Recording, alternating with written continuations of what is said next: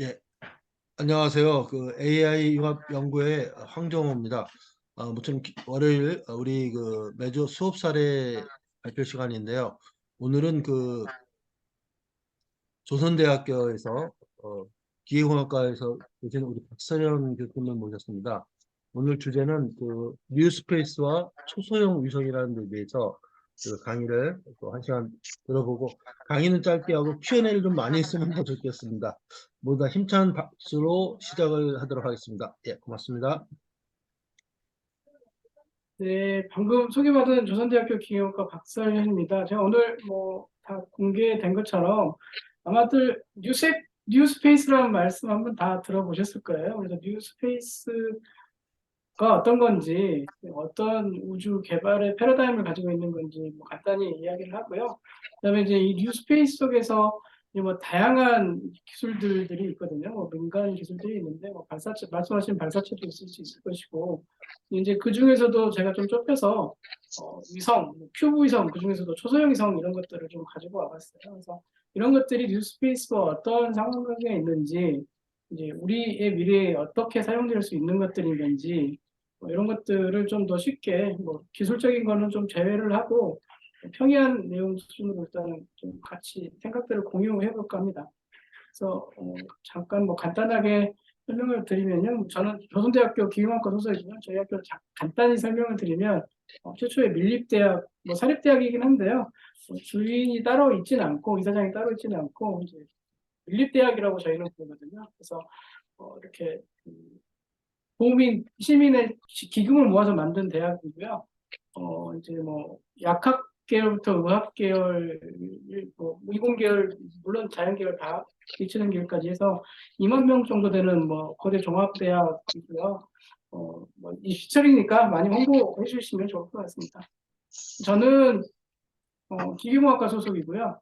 기계공학과 소속 특히 이제 제가 관심이 있는 분야는 이제 우주 응용 기술 쪽, 그다음에 기술 중에서도 이제 초소형 위성, 이런 것들이 있고, 그다음에 유인우주 탐사 모듈 설계하는 것들, 그다음에 요소 기술로는 중력이 없는 조건에서 어떻게 무게를 측정할 수 있는 건가, 질량을 어떻게 측정할 건가, 그다음에 이제 그러니까 지구 바깥에 정착을 하게 되면 도식주 중에서도 이렇게 로봇 같은 것들은 어떻게 세탁을 할 건가, 이런 것들에 좀 관심이 있고요. 이제 저희가 이제 전문적으로 하는 것들은 그 에너지에 기반한 역학입니다. 그래서 연소나 화재 역학 이런 것들을 추구하는 실험실이고, 이제 학생들 한 10명하고 재밌게 연구를 하고 있습니다. 저는 간단하게 보면 이제 전문적으로 하는 것들은 중력이 없는 환경에서 화재가 나면은 어떻게 이제 우주인들이 대응을 해야 될 건가, 그다음에 그런 산실들을 어떻게 설계를 해야 될 건가라고 하는 실험들을 하고 있고요. 왼쪽에서 보는 이번 영화에서 혹시 보셨는지 모르겠는데 그래비티라고 하는 영화에서 나오는 것들이고요. 우주 관련된 영화나 드라마들을 보면 이렇게 항상 빠지지 않고 나오는 시나리오가 화재라고 하는 시나리오고요. 그래서 이런 것들을 일어나면 어떻게 대응해야 될 건가라고 하는 것들을 연구하고 있고요.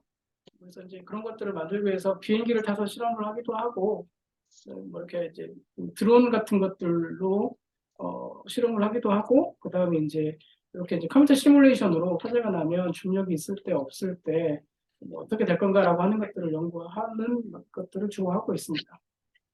그래서 이제 제가 이런 것들을 하고 있는데요. 이제 제가 오늘 이제 선생님들하고 같이 이야기를 나눌 것들은 이제 우주 전반적인 그 트렌드가 어떻게 발전이 돼가고 있는가, 지금의 우주 개발 트렌드가 어떤 것들인가라고 하는 것들을 좀 선생님들하고 생각들을 공유해보고 싶다라고 하는 생각이 이 자리를 마련을 했는데요.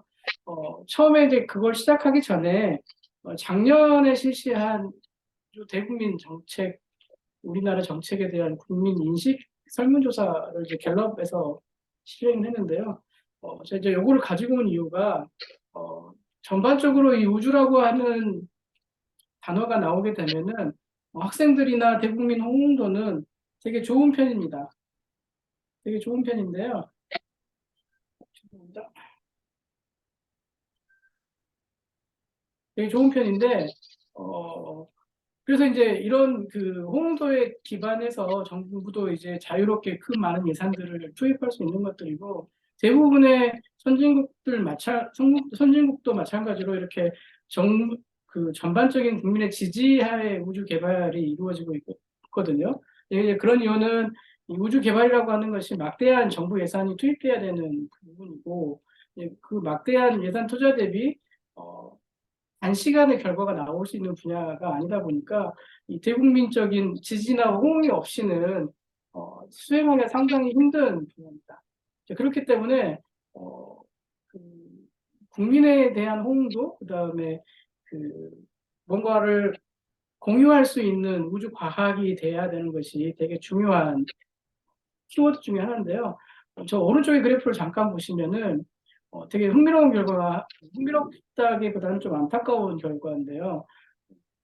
보시면 이 우주에 대해서 혹은 우주 국가 정책에 대해서 관심도를 물어본 질문이나 문항이 있었는데, 대부분 30대, 50대까지는 되게 높은 관심도를 보이거든요. 근데 상대적으로 10대, 20대에서 이제 우주에 대한 관심 뭐 이런 것들이 떨어진 결과가 나왔어요. 이제 이 말은 무슨 말이냐면, 앞으로 우리 세대 말고 이제 우주 개발을 이어가야 할, 오늘 이야기할 뉴스페이스 시대에서 이제 주인공이 돼야 할 그 학생들, 이 우주에 대한 관심이 전반적으로 좀 기성세대에 비해서 떨어지고 있다라고 하는 결과를 보여주고 있는 거거든요. 그래서 이런 문제들을 어떻게 우리가 좀 개선할 수 있을 건가라고 이제 생각을 해본다면, 현장에 계신 선생님들께서 이 우주에 대한 것들을 우리 생활 속으로 그 주제들을 잘 끄집어 와서 이런 것들을 공유할 수 있는 기회가 좀 확대되어야만 학생들에 대한 관심도가 좀 높아질 거라고 생각을 합니다.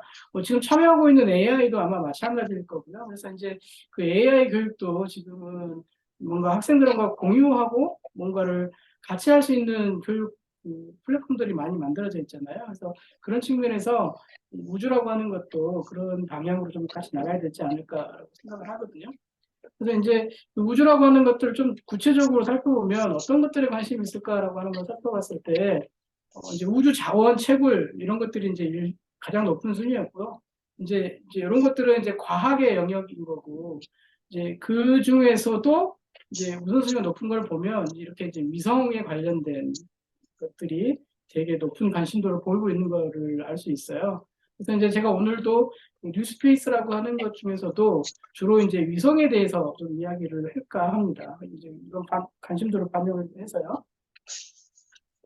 그래서 이제 전반적인 그 우주 인식 조사라고 하죠. 이제 갤럽에서 한 요약을 해보면 상대적으로 이제 10대의 어린 층에서 이제 관심도가 좀 떨어지고, 그렇지만 여전히 충분히 대국민적인 호응과 지지도를 가지고 있다고 판단이 되는데, 그 중에서도 이제 위성에 관련된 관심도가 좀 상당히 높다. 발사체, 위성 뭐 이런 키워드들이 좀 주를 이루고 있다라고 하는 것을 알 수 있었습니다.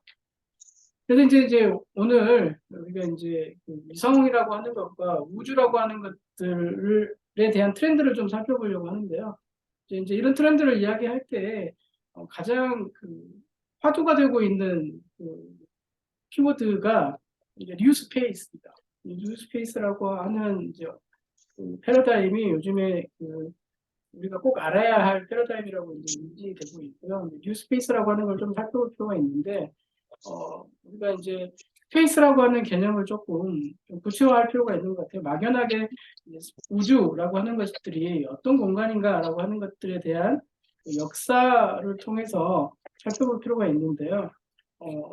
이제 우주라고 하는 공간이죠. 영어로도 공간이라고 번역이 될 수 있는데, 이 공간을 우리가 어떻게 해석하느냐에 따라서 올드 스페이스와 뉴 스페이스로 나눕니다.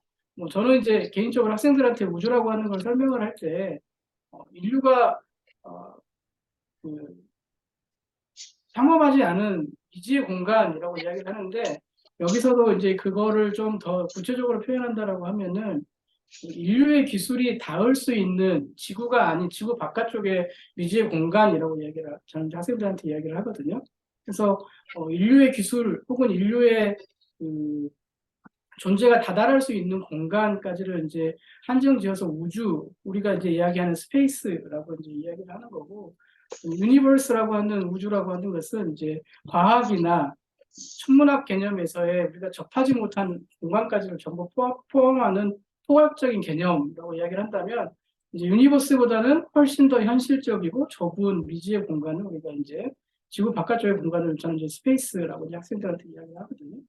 근데 이제 이런 우주라고 하는 스페이스라고 하는 것을 인류가 개발해온 역사가 불과 70년밖에 되지 않았습니다. 1950년부터 이제 본격적으로 인류가 지구 바깥쪽으로 나가기 시작을 했잖아요. 그래서 70년 역사를 가지고 있는데 이 70년 되게 짧은 역사를 또 이제 올드 스페이스와 뉴 스페이스로 구분을 하게 됩니다. 그래서 이제 올드 스페이스라고 하는 것은 2차 세계대전 이후에 1950년대, 60년대 냉전 시대 미국과 구소련이 이제 경쟁을 하면서 개발했던 우주 바깥의 공간이라고 이제 정의를 할 수 있고요. 그래서 그 공간을 활용하기 위해서 만들어진 그 기술들을 우리가 이제 올드 스페이스에서의 기술이라고 이야기를 합니다.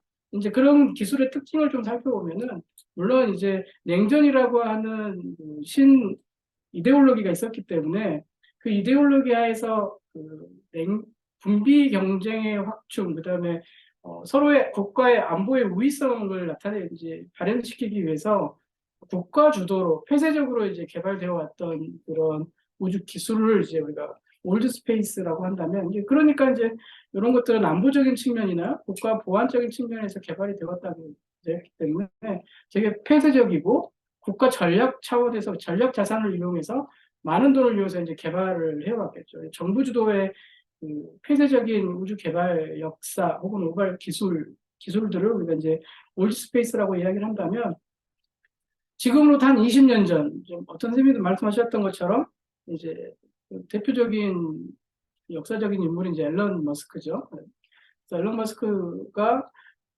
스페이스X를 만들고 그 스페이스X의 역사가 한 불과 20년이거든요. 그래서 20년 그 점을 기준으로 이제 우주라고 하는 공간, 특히 이제 여기서 말하는 뉴스페이스에서 말하는 우주 공간은 우리가 인류의 손길이 닿은 기술이 닿은 공간에서 더 축약시켜서 저궤도의 공간을 이야기를 합니다. 거의 대부분 저궤도의 한정적인 기술이라고 좀 보시면 될 것 같고요. 물론 이제 화성 탐사까지도 확장을 하기도 하지만 지금 현재로서는 이 뉴스페이스의 기술력이 닿는 공간이라고 하면 지구 저궤도에 거의 집중이 되어 있고요.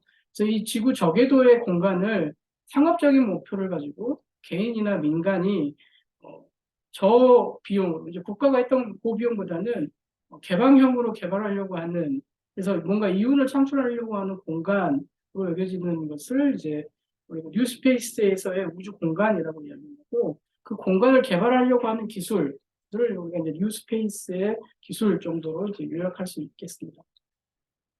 그렇다면 우리가 이제 올드 스페이스라고 하는 개념을 좀 살펴볼 필요가 있는데, 올드 스페이스에서의 우주 개발, 우주 공간의 개발이라고 하는 것은 결국 이제 처음 인류가 그 우주 공간으로 나가야 하는 기본 기초 기술이 필요한 거니까 이제 기초 체력 측면에서 보면 발사체 기술이었습니다. 발사체 기술은 거의 미사일, 탄도미사일 기술과 동일한 기술이고, 러시아와 미국이 이제 구소련이 군비 경쟁을 할 입장에서는 발사체를 이용해서 뭐 1톤의 위성을 올렸다. 우리 초창기 스푸트니크 1호가 최초의 우리 우주 밖으로 나간, 지구 밖으로 나간 그 비행체, 인공 비행체인데, 인공 물체인데요. 무게가 한 80kg 정도 됐었거든요. 그리고 이제 몇 년 뒤에, 또 몇 년 뒤에 그 유리 가가린이 이제 최초로 유인 우주 비행을 했을 때 그 유인 우주 모듈이 비행 모듈이 한 1톤 정도 무게를 가지고 있습니다. 근데 이제 그 시대에서 우주 공간을 우주 공간으로 나갈 수 있는 기술이 만들어진 거죠. 발사체 기술과 위성 기술 혹은 유인 우주 모듈, 유인 우주 탐사를 할 수 있는 모듈 기술이 만들어진 건데, 그런 기술을 올드 스페이스에서는 어떻게 생각을 했었냐면, 이렇게 이 그림에서 보는 것처럼 1톤의 우주선이 올라가거나 1톤, 뭐 80kg짜리의 위성이 올라간다라고 하는 것은 1톤의 유인 우주체를 상대방 진영에 유리 과거린이 우주 여행을 하고 다시 원래 목적지로 돌아왔잖아요. 그래서 그 목적지에다가 1톤의 그 핵무기나 재래식 무기를 파괴할 수 있는 기술로 여겨왔었죠. 그렇기 때문에 이 군사력과 직결이 되었었고, 특히 냉전이라고 하는 이데올로기하고 이렇게 결합돼서 이제 아주 폐쇄적으로 국가의 안위를 위해서 만들어졌던 기술들이었기 때문에 뭐 서로 공유한다라거나 이런 것들은 생각하지 못했었고 이거를 뭐 이윤 추구의 대상으로 생각하지 않았었던 거죠. 그래서 이제 이런 우주 개발의 패러다임을 우리가 이제 올드 스페이스라고 부르게 됩니다. 이런 역사를 우리가 뭐 한 지금부터 한 50년 정도로 보고요. 전체 우주 개발사 70년에서 한 50년 정도로 보고 그 이후에 이제 20년 정도를 이제 뉴스페이스가 태동기 정도로 보고 있습니다. 그래서 지금은 이제 막 우주 개발, 민간 영역에서의 우주 개발이 이제 태동한 시기라고 보면 되고, 이제 지금 우주 개발의 역사 혹은 시기, 뭐 기술들을 우리가 뉴스페이스 기술, 뉴스페이스 패러다임 이렇게 봅니다. 근데 이제 뉴스페이스 패러다임의 정점에 있었던 그몇 가지 이제 히스토릭 이벤트를 좀 살펴보면은 존 F 케네디가 전 대통령이 이제 러시아 구소련에서 이제 계속 우주 패권 경쟁에서 계속 져왔거든요.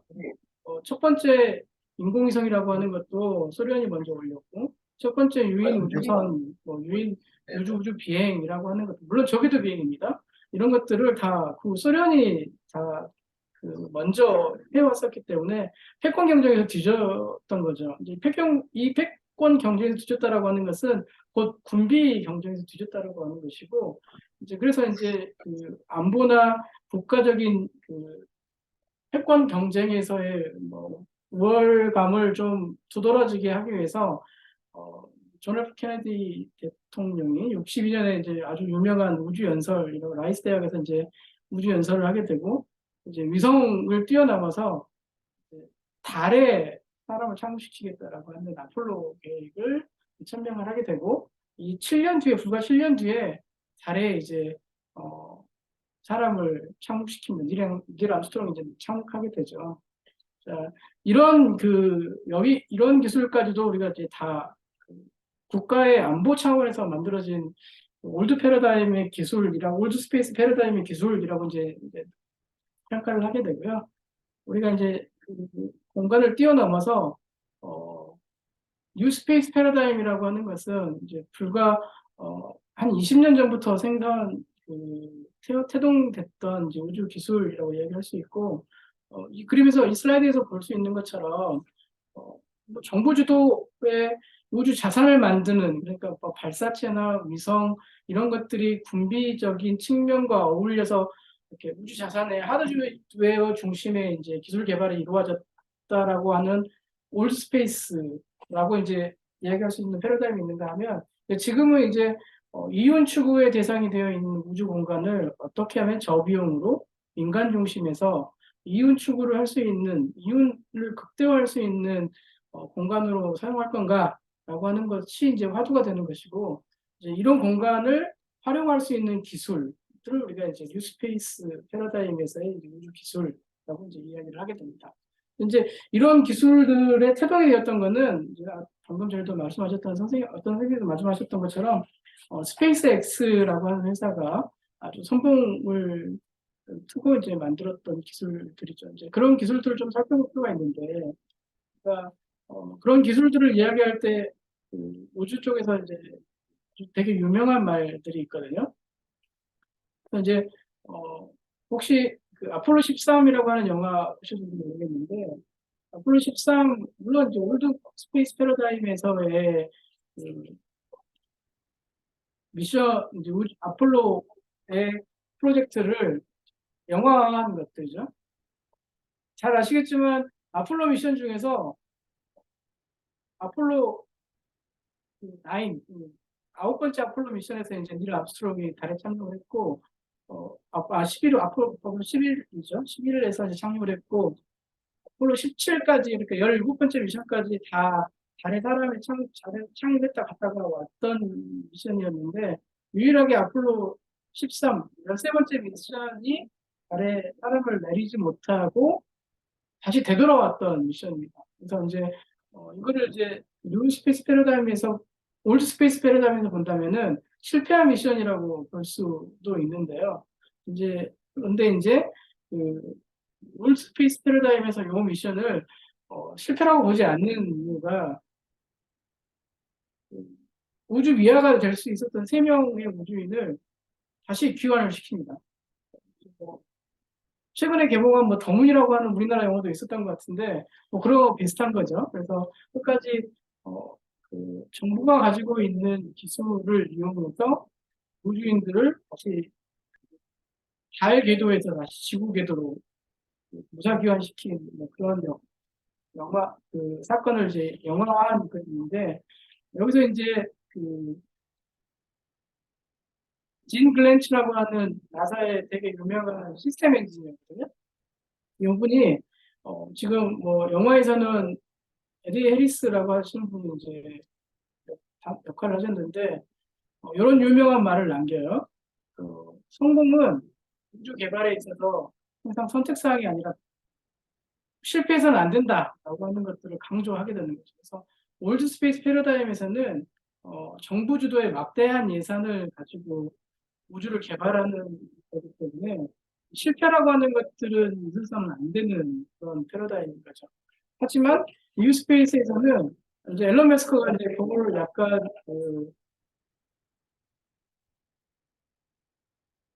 바꿔서 이제 이야기를 하게 되는데 이제 실패라고 하는 것은 우주를 개발할 때 있어서 꼭 거쳐야 되는 과정이라고 이야기를 합니다.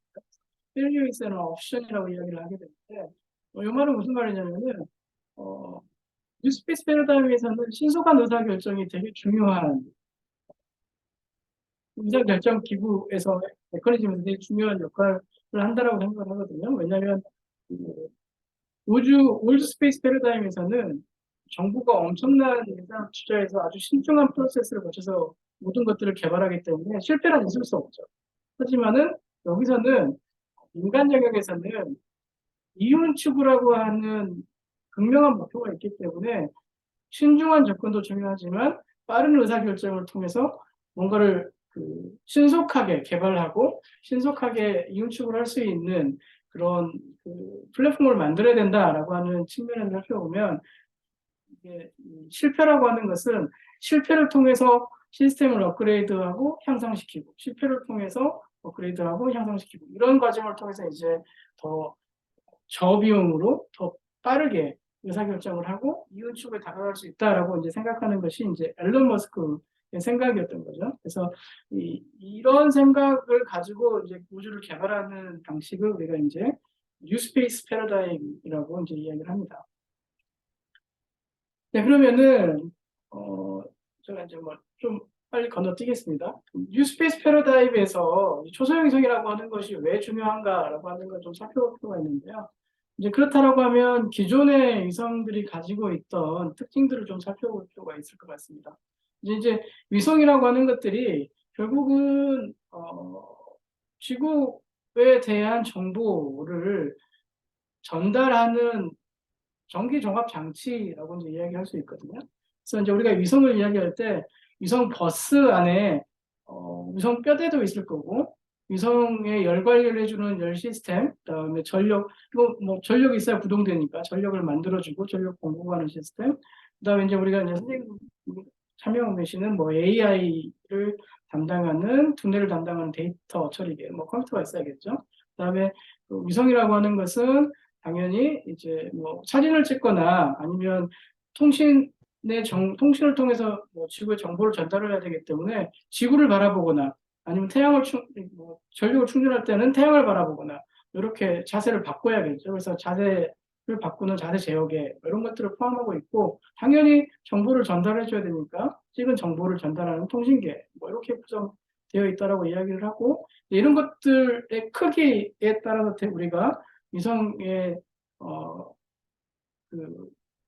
급을 나누죠. 그래서 뭐 대형 위성, 초소형 위성, 뭐 중형 위성, 소형 위성 이렇게 나누기도 하고 그다음에 위성의 목적이 어떤 거냐, 임무의 목적. 사진을 찍는 위성이냐, 통신 위성이냐에 따라서 이제 위성을 구분하게 됩니다. 그리고 이제 뭐 위성이 작동하는 궤도가 뭐 태양동기궤도냐, 저궤도냐, 중궤도냐, 정지궤도냐 뭐 이런 것들을 이야기하죠. 그래서 뭐 아무튼 이런 것들을 이제 우리가 위성이라고 부르게 되는데 오늘 제가 이야기하려고 하는 것은 초소형 위성입니다. 그래서 이제 초소형 위성이라고 하는 것은 이제 그 초소형이라고 하는 단어에서 알 수 있는 것처럼 크기가 작은 위성일 거고, 그 작은 크기 때문에 우리가 보통 100km 미만, 특히 10km 미만의 위성을 우리가 초소형 위성 이렇게 이제 분류를 하게 됩니다. 근데 이제 이 초소형 위성이 뉴스페이스 패러다임에서는 빨리 신속하게 만들어야 되잖아요. 저비용으로 만들어야 되기 때문에 형상이 규격화되어 있습니다. 그리고 규격화되어 있어야 신속하게 누구나 빠르게 만들 수 있게 되는 거죠. 그래서 이제 규격화되어 있고 보통 무게가 100kg 이상 미만, 특히 10kg 미만의 위성을 우리가 초소형 위성이라고 이제 부릅니다. 혹은 뭐 큐브 위성이라고도 부릅니다.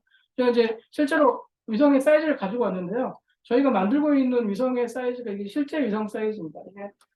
요게 제가 들고 있는 게 30cm 잔데요.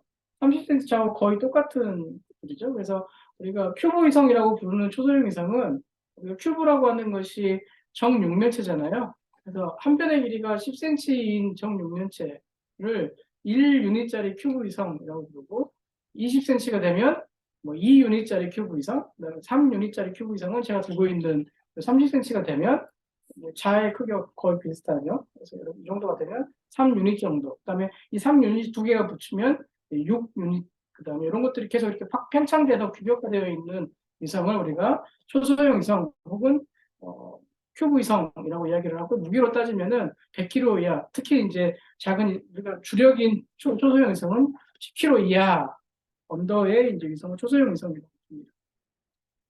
그래서 이제 초소형 위성의 국가에서 정의한 정책의 이제 정책적인 정의를 보면 우리가 여기서 잘 알아야 되는 것들이 몇 가지 나오는데요. 초소형 위성이라고 하는 것은 단지 크기만 작은 위성이 아니라 우리가 꼭 알아야 되는 것은 이렇게 실시간 임무를 주로 목적을 하기 위해서 죄송합니다. 군집 그러니까 이렇게 때를 지어서 이동하는 위성이라고 정의를 합니다.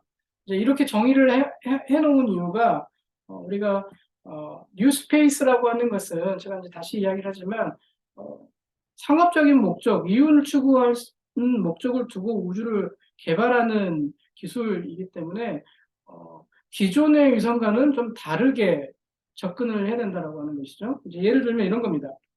군집이라고 하는 비행 우리가 특징을 갖는 이유가 그러니까 기존의 대형 위성 같은 경우는 국가 단위로 엄청난 예산을 투입해서 만들죠. 그러니까 이런 것들을 우리가 올드 스페이스라고 부른다고 했습니다. 이 올드 스페이스 패러다임에서 국가가 만드는 위성은 개발 기간도 뭐 짧은 건 5년에서 10년 사이, 그다음에 뭐 개발 비용은 뭐 수십억에서 몇백억 사이, 뭐 이렇게 엄청난 정부 예산을 투입해서 만드는 위성이거든요. 그렇기 때문에 물론 성능적인 측면에서는 우수하고 크기도 되게 큰 위성이 되겠죠. 하지만은 이런 위성을 가지고는 상업적 목표에 맞지 않다라고 하는 것이고, 이제 이런 위성을 가지고 물론 정보나 안보의 목적으로는 활용할 수 있지만 상업적인 측면에서는 불리하다라고 하는 것이고, 이제 그런 것들이 왜 그런 건지에 대해서 좀 이야기를 할까 합니다. 이제 그런 특징 때문에 우리가 뉴스페이스 패러다임에서의 위성, 특히 초소형 위성은 군집 비행을 해야 되고 때를 지어서 이제 비행을 해야 되고 그런 정보를 지구에 전달할 수 있는 능력을 가져야 된다고 이제 저희가 이야기를 하고 있거든요. 그래서 이제 이런 것들의 특징을 결국은 우리가 살고 있는 산업혁명이라고 하는 큰 산업의 그 개발 트렌드에서 좀 살펴볼 필요가 있는데 우리가 지금의 산업 트렌드의 혁명을 좀 따져본다면 4차 산업혁명이라고 이야기를 하고 우리가 이제 디지털 산업혁명, 디지털 정보 산업혁명이라고 이야기를 합니다. 결국은 지금 우리가 살고 있는 산업 구조에서 가장 큰 특징은 이제 정보라고 하는, 특히 디지털 정보라고 하는 것이 인류 발전에 기여하는 키워드인 거잖아요. 근데 이런 관점에서 보면 이 우주 기술, 특히 이제 우리가 추구하고 있는 뉴스페이스 우주 기술도 결국은 이 정보라고 하는 것, 특히 디지털 정보라고 하는 것을 어떻게 처리하느냐가 결국은 인류 발전에도 기여할 수 있고 이윤을 만들어내는 것과도 밀접한 상관관계가 있다는 것이죠. 그렇기 때문에 기존의 위성을 가지고 우리가 이윤 추구를 한다라고 하는 것을 생각을 해보면 이런 거겠죠. 자, 위성이 지구 궤도를 돕니다. 지구 궤도를 돌고 특정 지역의 이미지 정보나 혹시 통신 정보를 획득을 하고 이 지상국을 지나갈 때 정보를 이제 내려주는 거죠. 그런데 정부에서 만드는 위성, 그러니까 이제 안보 목적으로 만든 위성들은 이윤 추구를 한다라기보다는 국가적인 목적에서 상대방 진영의 위성, 필요한 정보를 획득해서 우리 진영에다가 정보를 전달하는 역할을 하겠죠. 그렇기 때문에 숫자가 적더라도 정확한 정보, 아주 빠르게, 그 다음에 안전하게 전달하는 목적을 가지고 있기 때문에 제한된 정보를 제한된 시간에 제한된 궤도에서만 전달하게 되게 됐죠. 근데 이런 패러다임으로는 이윤 추구에 잘 맞지 않다라고 하는 것이죠. 그런데 그렇기 때문에 우리가 지구 정보를 판다, 지구 전체의 이미지에 대한 실시간 정보를 얻고 싶다라고 한다면 올드 스페이스 패러다임에서 정부가 만드는 위성의 패러다임을 가지고는 이윤 추구를 하기가 되게 이윤의 이윤 추구라고 하는 목적을 달성하기 되게 힘들다고 하는 것이죠. 이런 것들을 생각해 본다면 민간 주도의 우주 접근 기술 방법은 작은 위성을 여러 개 만들어서 거의 실시간의 정보를 우리가 원하는 지역에다가 전달할 수 있는 능력. 그러니까 이제 이게 결국 디지털 정보겠죠. 이 디지털 정보를 얼마나 많이 수집하고 얼마나 빠르게, 얼마나 안전하게 전달을 하느냐가 이제 관건이 되어 있기 때문에 위성을 개발할 때 우리가 대형 위성을 만드는 것도 되게 중요하지만 작은 위성을 여러 개 만들어서 실시간 정보를 획득하는 거. 이것도 되게 중요한 정보다라고 이제 생각을 하게 되는 거죠. 그렇기 때문에 이 위성을 궤도에 투입시킬 때 이렇게 여러 개의 위성을 한꺼번에 투입을 시키게 되는 거고, 요 실제 오른쪽 하단에 있는 그래프는 스페이스 X에서 스타링크라고 하는 위성을 한 400개 정도를 한꺼번에 궤도에 집어넣거든요. 그러니까 우리나라가 가지고 있는 국가 위성이 한 7개 정도 되는데 스페이스 X가 위성을 한 번 궤도에 집어넣을 때, 물론 스페이스 X라고 하는 발사체로 집어넣을 때, 팔컨 9으로 집어넣을 때 한 400개씩 궤도에 집어넣습니다. 그리고 정말 놀라운 사실은 전 세계에서 운영하고 있는 위성의 개수, 그러니까 살아서 유효하게 위성이라고 하는 기능을 수행하고 있는 위성의 개수가 한 700개 정도, 7,000개 정도 되는데 스페이스 X가 한 4,000개를 가지고 있어요. 한 절반 정도를 가지고 있죠. 이제 이렇다라고 하는 것은 결국은 작은 위성을 여러 개 만들어서 이윤 추구의 목적으로 사용하겠다라고. 인간 사람이 온대. 그래서 이제 이 우주라고 하는 공간을, 특히 이제 저궤도라고 하는 공간을 스페이스 X라고 하는 회사는 이미 상업의 도구로 사용하고 있습니다. 우리가 스타링크라고 하는 인터넷 중계 서비스를 시작하고 있는데 이게 글로벌 인터넷망이에요. 우리가 보통 학교에서 쓰고 있는 인터넷 속도가 이제 빠른 데는 기가급도 있긴 하지만 보통의 학교에서 쓰고 있는 인터넷 속도가 100mbps 정도 되거든요. 근데 지금 인터넷으로 서비스하고 있는 인터넷으로 위성을 가지고 인터넷 서비스를 하고 있는 스타링크가 한 100mbps 상용 서비스를 좀 제공하고 있습니다. 음영적이 없이 사용하고 있는 거죠. 그래서 선박이나 배 이런 것들도 공해상에서 이제 인터넷 서비스를 활용할 수 있게 된 거죠. 자, 그래서 이제 이런 위성들이 결국은 어떻게 이윤 추구를 하는데 사용되는지 좀 살펴보면은 대표적인 회사가 이제 플래닛랩이라고 하는 회사인데요. 이 회사는 위성을 한 40개 정도를 띄웁니다. 40개 정도를 군집에서 비행을 시키고 거의 실시간으로 지구를 촬영을 하고 그 위성 사진을 이제 합니다. 혹시 여러분 구글에서 혹은 다음에서 보는 위성 사진의 날짜를 보면은 거의 한 3년 전에 위성 사진이거든요. 빨라야 한 1년 전 위성 사진 이렇습니다. 그러니까 정보 목적에서 혹은 안보 목적에서 위성 사진이 필요하다라고 하는 것은 과거 2년 전의 사진이 아니겠죠. 최근 몇 분 전 사진이 필요할 수도 있습니다. 그래서 그런 실시간성의 목적을 가지고 있기 때문에 작은 위성을 가지고 지구 이미지를 실시간으로 찍어서 파는 이런 사업을 하고 있고요. 단지 사진만 팔고 있는 게 아니라 사진에다 부가가치를 더합니다. 예를 들면 선박이 이동하고 있는 패스, 순방 이동하고 있는 궤적을 실시간으로 추적한다든가 아니면 그 유전에서 기름을 얼마나 생산하고 있는가를 계속 매핑해서 유전에 그 유전에 생산되고 있는 원유량을 예측할 수 있는 데이터를 판다든가 뭐 이런 것들을 할 수 있는 것들. 그래서 단순히 이미지만 파는 것들이 아니고 이미지의 부가가치를 팔아서 더해서 파는 뭐 이런 사업들을 하고 있습니다. 이런 사업자들이 되게 많이 있고요. 국내에도 있습니다. 그래서 이제 요 동영상이 우리가 어떻게 위성을 뉴스페이스 시대에서 운영하는가가 나와 있는 요약한 영상인데요. 잘 보시면 기존에 한두 개 국가에서 운영하던 위성들을 떠나서 이제 요거는 이제 기존의 대형 위성들이 이렇게 지나갈 때 정보를 전달해주고 가는 건데, 올드 스페이스 패러다임에서는 위성을 이렇게 운영을 했다라고 하면, 뉴 스페이스 패러다임에서는 위성들을 비교적 여러 개를 만들고 정지궤도 위성과도 통신을 하게 되고, 지구 뒷면을 찍어왔던 위성들이 정지궤도에서 다시 위성 간 통신, 이런 식으로 많은 위성들의 개수를 이용해서 상호 보안 쪽으로 운영하려고 하는 이런 컨셉으로 이제 이동하게 되는 거죠. 이제 이렇게 될 때만이 뉴스페이스라고 하는 패러다임에서 저궤도라고 하는 우주 공간을 통해서 이윤축을 할 수 있다라고 하는 것이죠. 이제 이런 것들을 우리가 이제 뉴스페이스 패러다임이라고 이야기를 하고, 뉴스페이스 패러다임에서의 위성 기술, 특히 초소형 위성 기술이라고 합니다. 그렇다면은 이 초소형 위성을 누가 만들 것이냐라고 하는 것들 이제 좀 생각할 필요가 있는데요.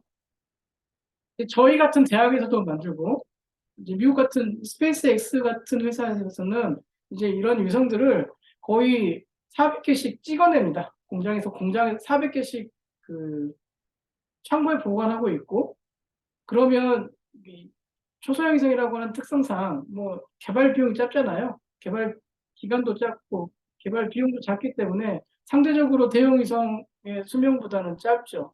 그래서 대형 위성의 수명이 대략 10년 정도를 본다면 초소형 위성의 수명은 길어야 뭐 한 2년, 보통 1년 정도를 보거든요.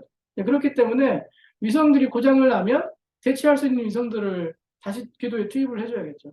그렇기 때문에 스페이스 X 같은 회사들은 한 400개 위성을 창고에 보관하고 있다가 고장 나면은 다시 궤도에 넣고, 다시 궤도에 넣고, 이런 식으로 이제 운영을 하게 됩니다. 그렇기 때문에 신속한 의사결정과 신속한 생산, 이런 것들의 기술력이 기존의 올드 스페이스 패러다임에서와는 상반되게 필요한 필요한 기술력이라고 이야기할 수 있겠죠. 그래서 이제 이런 것들을 우리가 이야기할 때 뉴스페이스와 초성 위성이라고 하는 것들을 연계시켜서 이야기를 하게 되고요. 비단 뉴스페이스에서 말하는 기술들이 위성에만 국한되어 있지 않습니다. 이제 발사체에도 확장이 되는데, 대형 발사체는 이제 정부 주도의 큰 위성을 올릴 때 필요하겠죠. 하지만 이렇게 작은 위성을 만들 때는 대형 발사체, 뭐 누리호도 뭐 중형급 이상의 발사체가 되는데, 그런 중형급 발사체가 필요한 게 아니라 소형 발사체가 필요한 것이고, 이런 소형 발사체는 이제 민간 사업자들이 이런 작은 위성들을 발사하기 위해서 이미 사업을 시작하고 있습니다. 물론 이제 스페이스 X 같은 뭐 대형 발사체들이 작은 위성들을 여러 개 올리기도 하지만, 400개를 한꺼번에 투입하려고 하면 물론 대형 발사체가 필요하긴 하지만, 위성 수명이 다 된 작은 위성들의 교체 목적으로는 소형 발사체 한 30-40개 정도를 올릴 수 있는 소형 발사체로도 충분히 그 역할을 할 수 있기 때문에, 이제 이런 위성 수요에 맞춰서 발사체도 만들어지고 있는 거고, 이런 발사체의 수요라고 하는 것은 결국은 위성, 그러니까 디지털 정보를 생산할 수 있는 매개체가 손님이 되는 것이고, 발사체라고 하는 것은 위성을 손님을 실어 날르는 운송수단이 되는 거잖아요. 그래서 이 뉴 스페이스 패러다임에서의 제일 끝단 포식자는 디지털 정보입니다. 이 디지털 정보를 얼마나 빠르게 생산하고 빠르게 전달할 건가라고 하는 것에 방점이 찍혀 있고, 이제 그렇기 때문에 기존에 가지고 있었던 올드 스페이스 패러다임에서 만들었던 위성의 기술력만 가지고는 이런 뉴 스페이스 패러다임의 목적을 달성하기가 쉽지 않다라고 하는 것이죠. 그렇기 때문에 이제 그런 것들을 빼뚫고 이제 뉴스페이스 시장이라고 하는 것을 확장시킨 선구자가 앨런 머스크라고 하는 것이고, 이제 앨런 머스크라고 하는 CEO고 그 CEO는 이제 아시다시피 발사체 시장부터 위성 시장까지 뭐 이제 자동차 시장까지도 거의 다 이렇게 점령하고 있잖아요. 그래서 이제 이런 추세 학생들이 이 우주라고 하는 것들을 바라볼 때 단순히 그냥 어떤 기술력 혹은 뭐 과학 이렇게 접근하는 것도 되게 중요하지만 시대의 흐름 우리가 이제 특히 이제 4차 혁명 시대에 살고 있으니까 이 시대의 흐름에 잘 맞춰서 이 시대가 요구하는 우주 기술이라고 하는 것들이 어떤 것들이고 그 시대가 요구하는 기술에 의해서 우주 기술들이 어떻게 바뀌고 있는가라고 하는 것들을 조금 연계지어서 특히 이제 뭐 고등학생 좀 되는 학생들에게는 뭐 그런 것들을 좀 소개시켜 줄 수 있는 기회가 있으면은 되게 좋겠다라고 생각을 했고, 이제 그런 것들을 이제 현장에 있는 선생님들께서 잘 전달해 주시면 좋겠다라고 해서 이제 뭐 자료를 좀 만들어 봤는데, 어떠셨는지 모르겠습니다. 제가 일단 뭐 자료는 되게 많이 준비했는데, 시간이 이렇게 많지가 않아서 아주 빠르게 짧게 이야기를 했습니다. 이제 제 이야기는 여기서 마치고, 선생님들 질문 좀 받아보고 이제 같이 이야기할 수 있는 시간을 갖는 게 좋을 것 같습니다. 예, 아유, 감사합니다. 예, 예, 박수 한번 치고 할까요? 예, 정말 귀한 자료와 좀 제가 이제 처음에 우리 교수님의 딱 뉴 스페이스라는 걸 받고 내가 충격을 받았어요. 그래서 야, 저만 혼자 듣기에는 좀 아깝다. 우리 선생님들하고 같이 들어봐야 이게 좋겠다 하고 이제 제안을 했는데 뭐 선생님들 제가 말을 짧게 하고 우리 묻고 싶은 선생님부터 어느 선생님부터 먼저 마이크 켜고 한번 물어보실까요? 네. 선생님, 네. 저 질문해도 될까요? 그럼요. 네. 네. 이게 지금, 우주에서 데이터가 올 거잖아요? 네. 그럼 우주에서 오는 데이터를 분석하는 능력이 우리나라는 어느 수준일까요?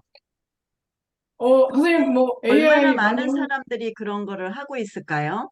네, 지금, 뭐, 보니까 AI 연구회 회원들이시잖아요.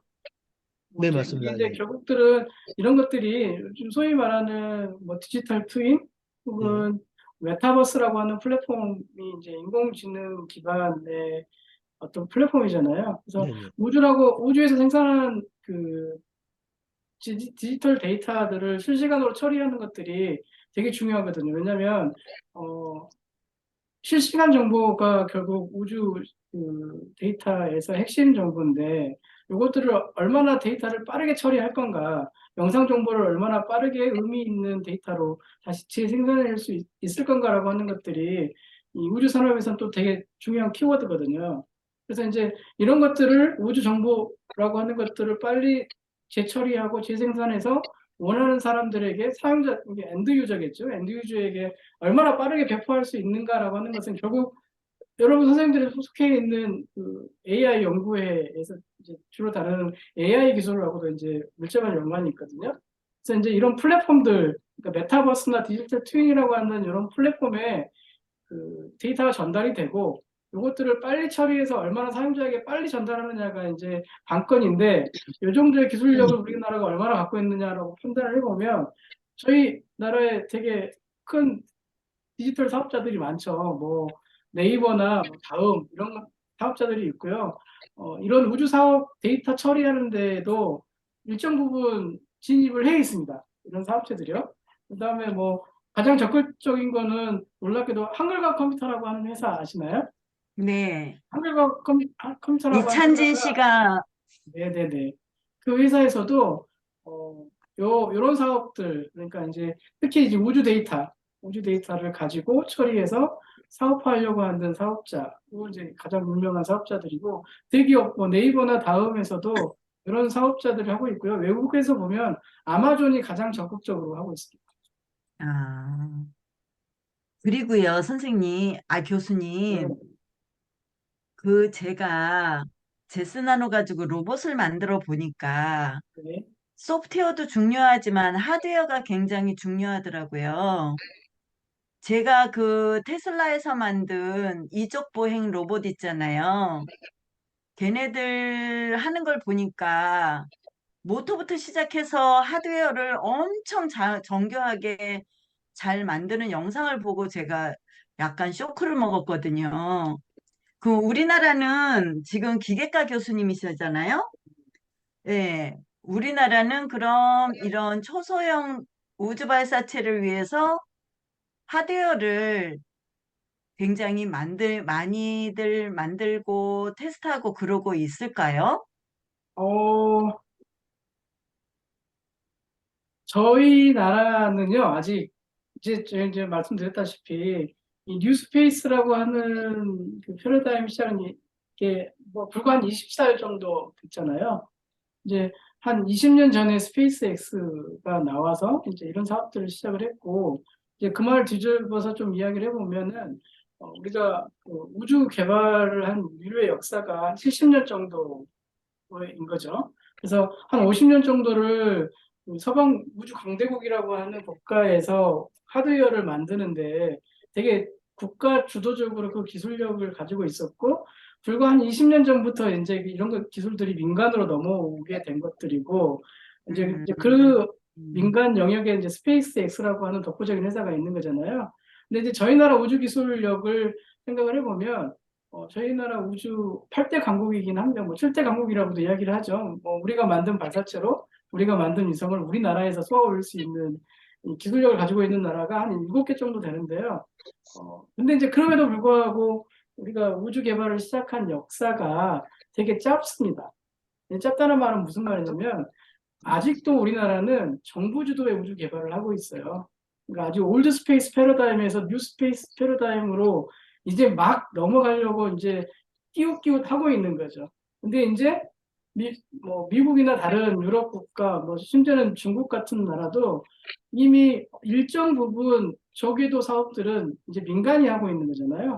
근데 이제 저희 나라 이제 발걸음을 뗀 거니까 뭐 그런 나라들에 비해서 기술력, 특히 이제 하드웨어를 만드는 기술력들은 큰 위성들이나 큰 발사체를 만드는 거는 이제 가지고 있지만, 이것들을 민간에서 다시 만들려고 하는 그 기술력을 본다라고 하면 아무래도 좀 떨어져 있는 거고, 이제 어느 정도 시간이 있어야 뉴스페이스로 진입할 수 있는 시점이라고 보시면 될 것 같아요.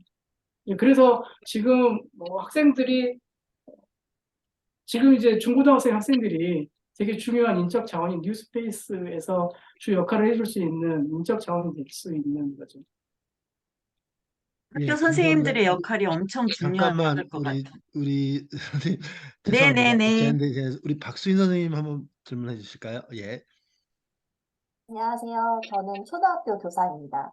저 수업을 들으면서 제가 좀 궁금했던 거는 인간 주도의 초소형의 위성들이 떠오르면 그게 수명 기간 2년밖에 되지 않잖아요. 그러면 네. 수명을 다한 위성들이 어쨌든 지구 그 궤도 거기에 이제 막 돌아다니게 될 거고, 그것 때문에 막 우주 쓰레기로 막 뭔가 문제가 생기거나 그러지는 않을까요? 네, 맞습니다. 이제 저희가 이제 발사는 이제 인공 물체인 거잖아요.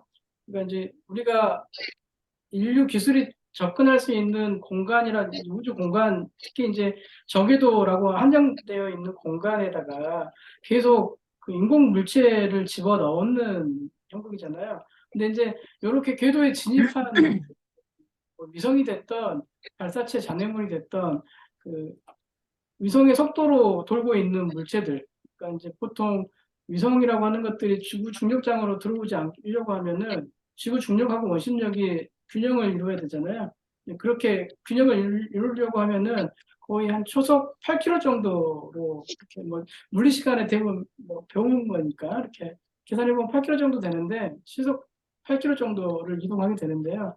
그게 저궤도에는 다행히 또 대기라고 아주 미약한 대기가 있어요. 그래서 다시 그 대기에서 마찰에 의해서 다시 중력권으로 들어오거든요.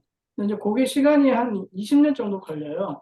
그러니까 이제 20년 정도까지는 우주 쓰레기로 남아 있는 거죠. 계속 뭐 기능을 하면 좋지만 수명을 다한 위성들은 그냥 궤도만 돌고 있는 상태인 거고, 그렇기 때문에 이제 천문학을 하신 분들, 특히 이제 별을 관측하시는 분들은 그런 것들이 주 연구를 방해하는 요소가 되긴 합니다.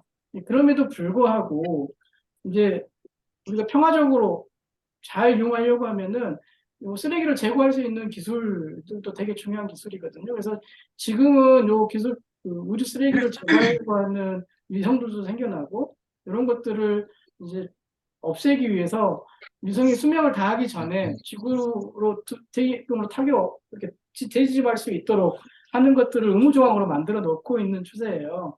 근데 이제 그럼에도 불구하고 이 우주 쓰레기를 만들어내긴 하지만, 그럼에도 불구하고 이걸 안 할 수 없는 이유가, 우리가 자동차가 늘어나서 자동차 사고가 인류 뭐 혹은 내 이웃에 피해를 줄 수 있으니까 자동차를 개발하지 말아야 된다, 이런 논리는 아닌 거잖아요. 그래서 요거를 어떻게 합리적으로 잘 이용할 수 있는가라고 하는 것들, 이런 필요한 기술들을 만드는 것들이 더 중요한 거지, 이런 것들을 하지 말아야 된다라고 극단적으로 할 필요는 없는 것 같아요.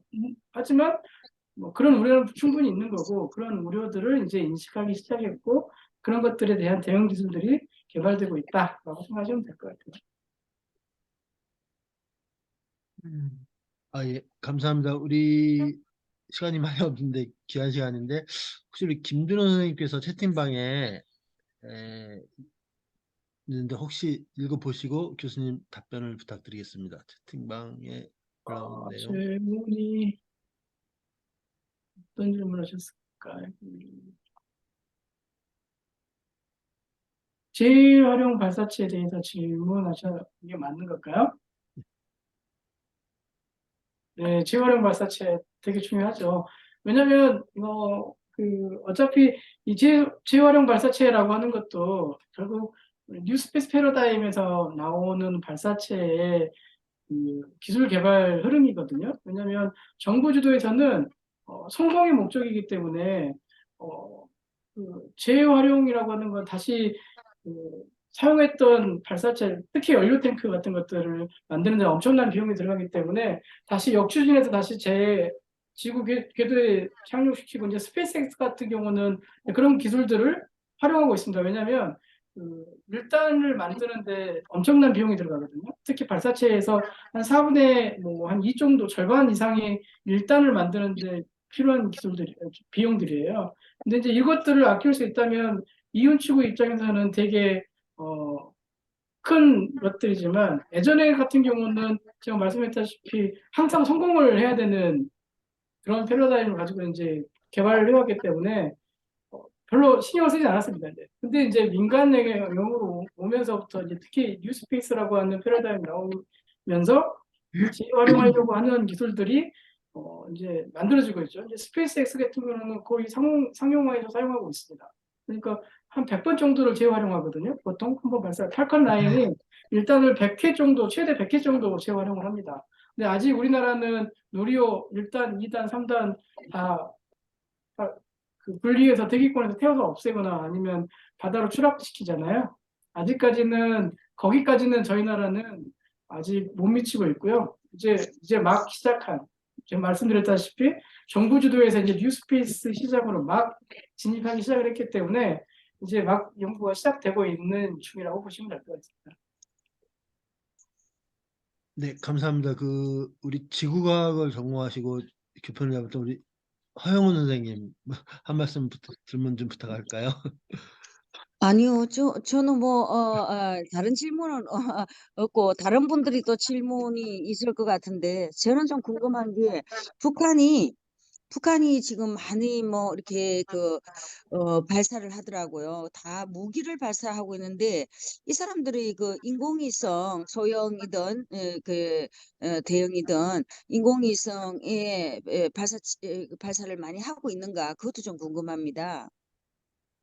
최근에 발사했잖아요. 근데 예. 이제 우리나라가 왜 발사체를 만들려고 하는지, 북한이 왜 발사체를 만들려고 하는지는 되게 명확한 사실이지만 잘 알려지지 않는 게 있어요. 이제 월드 스페이스 패러다임에서 생각을 해보면 국가 안보 측면인 거잖아요. 국가 안보 측면에서 위성이라고 하는 것은 전략 자산이거든요. 특히 이제 상대방의 움직임을 관찰할 수 있는 전략 자산인데, 그 나라에 발사체가 없으면 어떻게 되냐? 특히 이제 우리나라 같은 경우는 이제 막 누리호 만들었었잖아요. 그래서 이런 누리호라고 하는 발사체가 없으면 이 위성을 궤도에 진입시킬 때 다른 나라 발사체를 써야 됩니다.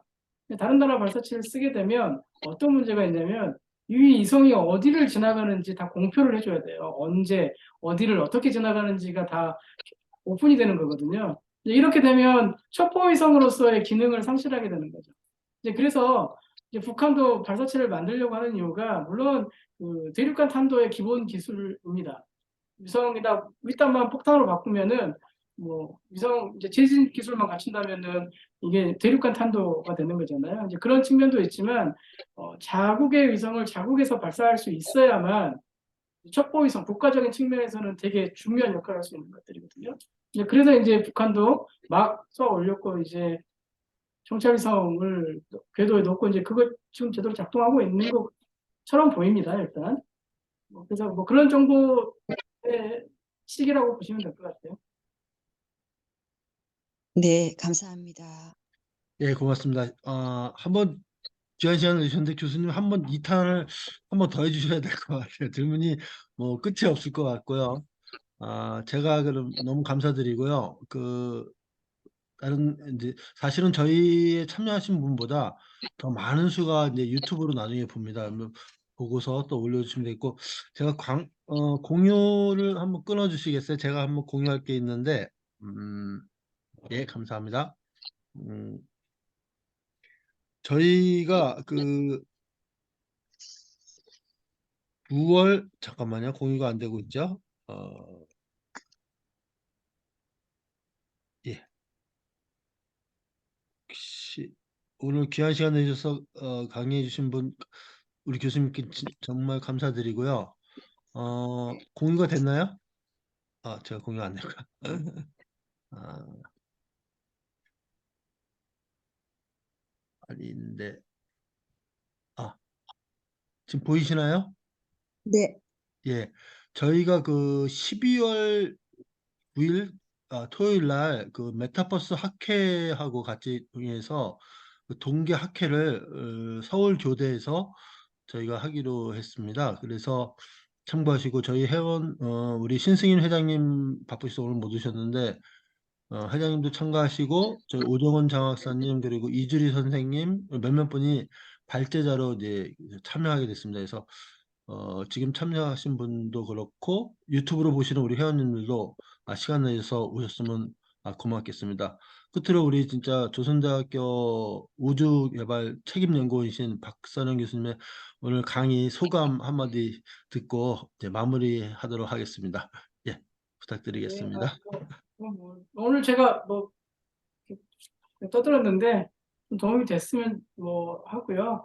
제가 이제 말씀을 못 드린 게 있는데 사실은 뭐 이렇게 뉴스페이스가 제가 오늘 뭐 이렇게 처음 이야기하는 하는 거여서 이제 지금의 우주 개발 트렌드를 이야기하기 위해서 이제 우주 뭐 뉴스페이스가 뭔지 거기에서의 이제 초소형 위성이 역할이 어떤 건지를 말씀을 드렸는데 실제로 이제 저희들이 우주라고 하는 것들이 우리 학생들을 가까이 다가갈 수 있도록 이제 많은 것들을 하고 있는데요.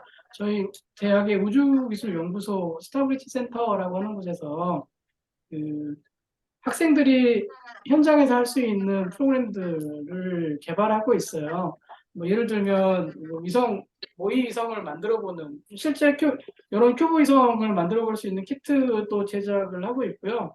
이런 것들을 활용해서 교과 과정과 어떻게 연계해서 수업할 수 있는가라고 하는 것들도 이제 개발해서 교환 것들을 배포하려고 하고 있거든요. 이제 그런 것들을 관심이 있으시면 뭐 우리 대학 스타브리지 센터에 연락을 하시면은 뭐 위성 키트, 그다음에 이런 것들을 어떻게 수업과 연동시킬 수 있는지 뭐 강의안, 교환 이런 것들을 개발하고 있으니까요. 물론 이제 현직에 계시는 선생님들이 개발하고 있습니다. 그래서 같이 잘 활용할 수 있는 기회가 될 수 있었으면 좋겠습니다. 예, 감사합니다. 정말 귀한 시간 내주셔서 감사합니다. 우리 박수 치고 그냥 끝낼까요? 시간이 뭐 제일 네, 중요한데 예, 고맙습니다. 감사합니다. 네, 감사합니다. 수고하셨습니다. 예, 감사합니다.